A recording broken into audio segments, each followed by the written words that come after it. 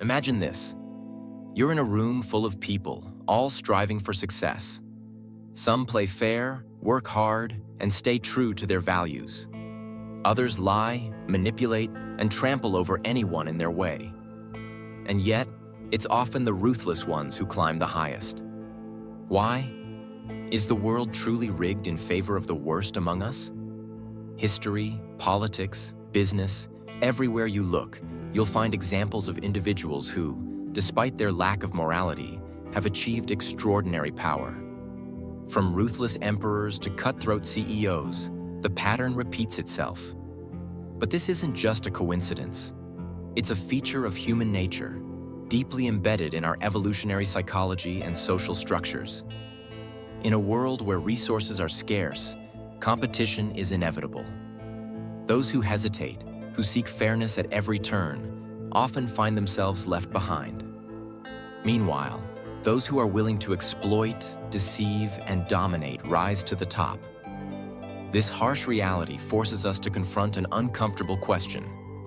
Is morality a weakness in the game of power? Yet the paradox is this. While the worst people often succeed in the short term, history is also filled with stories of their downfall. The question is not just why they rise, but whether their success is sustainable. And more importantly, what does it mean for those of us who refuse to abandon our principles? Nietzsche saw power as an undeniable force of life, something neither good nor evil in itself, but simply a truth of existence. To understand why the worst people succeed, we must first understand the nature of power itself. And to do that, we need to dive into one of Nietzsche's most controversial ideas: master morality versus slave morality. Let's go deeper. Imagine two warriors standing on a battlefield. One is strong, decisive, and fearless. He takes what he wants, shapes the world to his will, and does not ask for permission. The other is hesitant, waiting for external validation, seeking fairness, and hoping the world will reward his virtue. Which of these two is more likely to survive? Which is more likely to rule? Friedrich Nietzsche argued that morality itself is not a universal truth, but a creation of power struggles throughout history. He saw two fundamental moral systems: master morality and slave morality. These are not just abstract concepts. They explain why ruthless individuals often rise to dominance while those who prioritize kindness and fairness struggle. Master morality is the morality of the strong, the rulers, the conquerors. It is based on values like strength, courage, ambition, and power. To the masters, what is good is what enhances their ability to dominate, create, and assert their will upon the world. They do not seek approval. They define their own worth. They take responsibility for their destiny and do not see weakness as something to be protected. It is merely something to be overcome. Slave morality, on the other hand, is the morality of the oppressed, the powerless, those who cannot impose their will directly. Instead of celebrating strength, it glorifies humility, obedience, and self-sacrifice. It teaches that suffering is noble and that power is inherently evil. Nietzsche saw this as a moral system created by those who lacked the ability to dominate, a psychological adaptation that allowed them to survive in a world controlled by the strong. But here's the uncomfortable truth. Slave morality does not prevent the rise of the ruthless. It enables it. By condemning ambition, by shaming the pursuit of power, it leaves power in the hands of those who do not care about morality at all. While the noble-hearted hesitate, those who embrace master morality take control. And in a world where hesitation equals defeat, the results are inevitable. So, what does this mean for us? Should we abandon morality entirely and embrace the ruthless path? Or is there another way to reconcile strength and virtue? To answer that, we must look deeper into the psychology of those who rise to power, the ones who refuse to be victims of circumstance. Picture a vast, untamed wilderness. In this world, survival is not about fairness or kindness. It's about strength, adaptability, and the willingness to do whatever it takes. The lion does not ask permission to hunt. The storm does not apologize for its destruction. Nature does not reward morality. It rewards those who can endure, those who can dominate. Human society is no different. Beneath our laws and social contracts, the primal battle for survival still rages. Those who rise to power often share a defining trait: ruthlessness, not necessarily cruelty, but the ability to act decisively, unburdened by hesitation or guilt. This is not an accident. It is an evolutionary adaptation, a mechanism that has allowed individuals and empires alike to seize control in a world that does not wait for the hesitant. Psychologists have long studied the traits that predict success in competitive environments. Time and time again, we see the same patterns: high levels of ambition, a low sensitivity to fear, and perhaps most controversially, a reduced sense of empathy for those who stand in the way.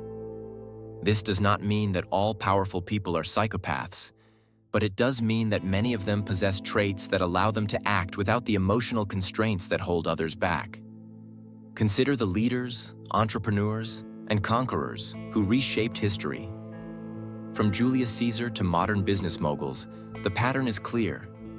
Hesitation is a liability, and power is taken, not given. The strongest do not wait for permission to lead. They step forward, take risks, and face consequences later. This is why the ruthless often rise while the hesitant remain in the shadows. But here's the paradox. Ruthlessness alone is not enough. Those who wield power without wisdom often face spectacular downfalls. The same qualities that allow a person to climb to the top can also be their undoing. A leader who rules through fear alone will eventually be consumed by the very forces they once controlled. History is littered with tyrants who believed they were invincible, until they weren't. So, if power is often seized by those who are ruthless, does this mean that morality and fairness are doomed to fail? Not necessarily. But to understand why, we need to challenge one of the greatest illusions of modern society: the belief that the world is fair. From childhood, we are told a comforting story: that the world is fair, that good people are rewarded, and that justice will always prevail. Fairy tales, religious teachings, and moral philosophies reinforce this belief. But then, as we step into reality, a brutal contradiction emerges. The hardest workers are not always the wealthiest. The most honest do not always lead. The kindest hearts are often the most broken. This disconnect is not a flaw in the system. It is the system. The idea of fairness is, in many ways, a social construct, a narrative designed to maintain order rather than reflect reality.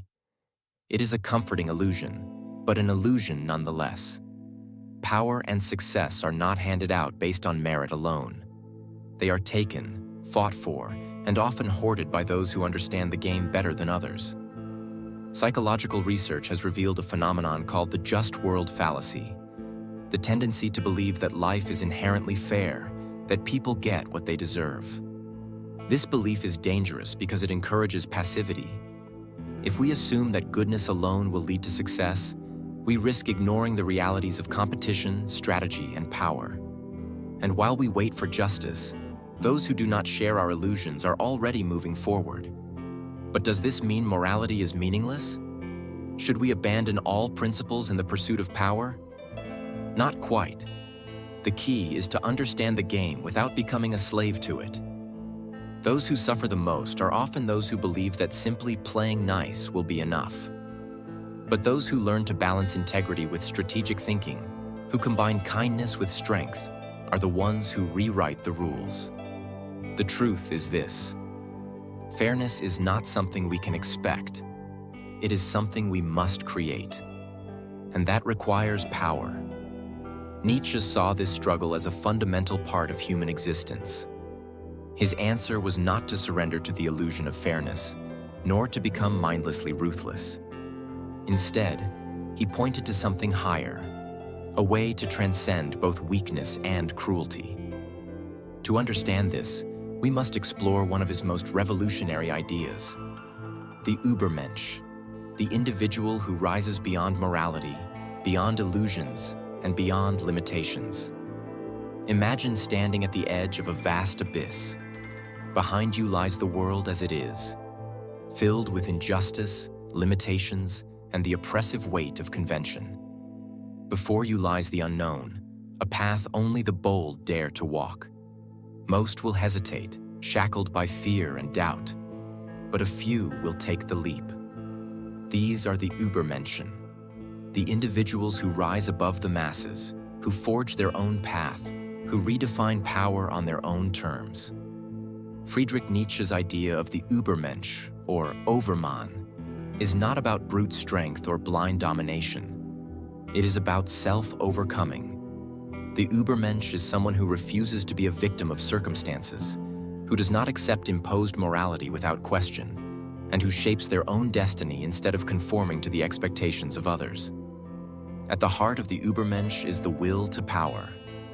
Unlike the passive morality of submission and guilt, the will to power is about embracing one's deepest instincts, to create, to transform, to impose meaning upon a meaningless world. It is not about control over others, but control over oneself. While the weak are trapped by fear, the Übermensch moves forward, untethered from societal illusions. But here's the key. The Übermensch is not ruthless for the sake of cruelty. Unlike the tyrants and manipulators who seize power out of insecurity, the Übermensch does not need validation. Their strength comes from within. They do not rely on deception or oppression, because their power is self-generated, independent of external approval or fleeting success. This is why the worst people may rise to power, but they will never truly transcend. The ruthless play a temporary game, climbing through manipulation and force. But the Übermensch plays the infinite game, building something greater than themselves. They are creators, not just takers. So, how do we embody this? How do we navigate a world that rewards the ruthless while refusing to become one of them? The answer lies in understanding power, not as a weapon, but as a tool. The next step is learning how to compete in a world that does not wait for the kind-hearted. Picture this. You're in a high-stakes game where the rules are written by those who play to win at any cost. If you hesitate, if you assume fairness will protect you, you lose. This is the reality many face in business, politics, and life itself. The ruthless know this. They take what they want. But does this mean you must become like them to survive? Not necessarily. The mistake most people make is believing they only have two choices: be ruthless or be a victim. But there is a third path, one that blends strategic thinking with integrity, one that allows you to compete without losing your soul. Nietzsche's philosophy wasn't about blind domination. It was about transcending weakness while maintaining authenticity. The key is understanding power without being enslaved by it. Here's how. One of the biggest weaknesses people have is their belief that life should be fair. It shouldn't. It never was. The strongest competitors accept this early on. They don't waste time complaining about injustice. They learn the rules of the game and use them to their advantage. This doesn't mean abandoning ethics. It means recognizing that power is neutral, and those who understand it wield it best. Many fail because they assume kindness alone will bring them success. But power is rarely given. It is taken. That doesn't mean becoming cruel, but it does mean understanding the minds of those who seek to exploit you. Strategic empathy means reading people deeply, recognizing their motives, and anticipating their moves. It allows you to navigate deception without becoming deceptive yourself. Most people are controlled by fear. Fear of failure, fear of rejection, fear of standing alone. The Übermensch, however, develops internal power. This means embracing discomfort, taking risks, and forging your own path despite opposition. The most successful people do not ask for permission. They create opportunities where none exist. There is a difference between mindless ruthlessness and controlled ruthlessness. The first is destruction without purpose. The second is the ability to make hard choices without hesitation. Sometimes, power requires walking away from toxic relationships, making unpopular decisions, or confronting uncomfortable truths. This is not cruelty.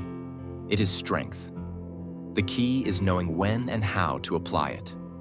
The ruthless often rise fast, but they also fall hard. Why? Because their power is built on exploitation, not creation. The true Übermensch builds, whether it's a business, an idea, a movement, or a personal transformation. When you create value, you become indispensable.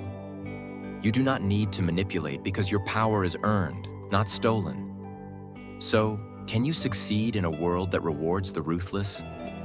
Absolutely. But only if you stop playing by the old rules, stop expecting fairness, and start mastering power on your own terms. But this brings us to the ultimate question. Is power itself evil? Or is it simply misunderstood? Power. It's the force that drives the world, shaping the lives of those who possess it and those who are at its mercy. But is power inherently evil? Nietzsche's exploration of power wasn't just about domination. It was about creation. The drive to acquire power, according to Nietzsche, is often misunderstood. It's not about crushing others beneath your boot. It's about surpassing yourself, about transcending the limitations of the current moment and becoming more than you ever imagined. Yet, throughout history, power has often been linked to corruption. We've seen countless leaders who, once they gain the reins, fall prey to ego, greed, and tyranny. This paradox leaves us wondering, is power evil, or does it simply expose the worst parts of human nature?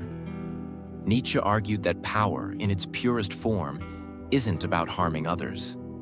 It's about overcoming oneself, striving for greatness, and creating new values, not succumbing to the moralities imposed by society. However, society's moral compass often makes power seem corrupt. In a world where virtue is championed, the individual who seeks power is often viewed with suspicion. But what if this is a misunderstanding? What if, by rejecting conventional morality and creating your own rules, you are simply embodying the truest form of life, one that is raw, unfiltered, and unapologetic? Nietzsche didn't see the will to power as a simple desire for control over others. It was an inner force, a drive to live more fully, to explore the limits of your potential.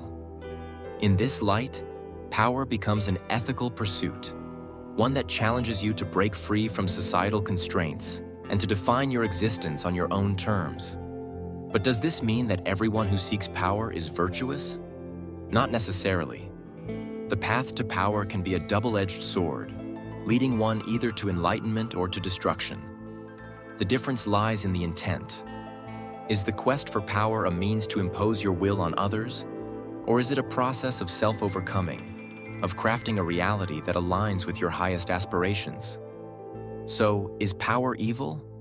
Not inherently. It's a tool, one that, when wielded by a person of integrity, can lead to unimaginable greatness. But when used for selfish gain or to oppress others, it reveals the darker aspects of human nature.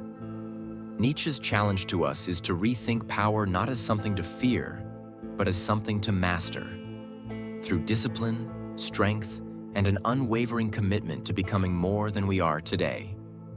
If this exploration of power and success has made you think, challenged your assumptions, and sparked a deeper curiosity about life and philosophy, then make sure to subscribe to the Mirror of Being channel. Don't forget to hit the like button, share this video with those who need to hear this truth, and stay tuned for new content every day. Together, let's continue the journey toward understanding, growth, and the pursuit of a more powerful life.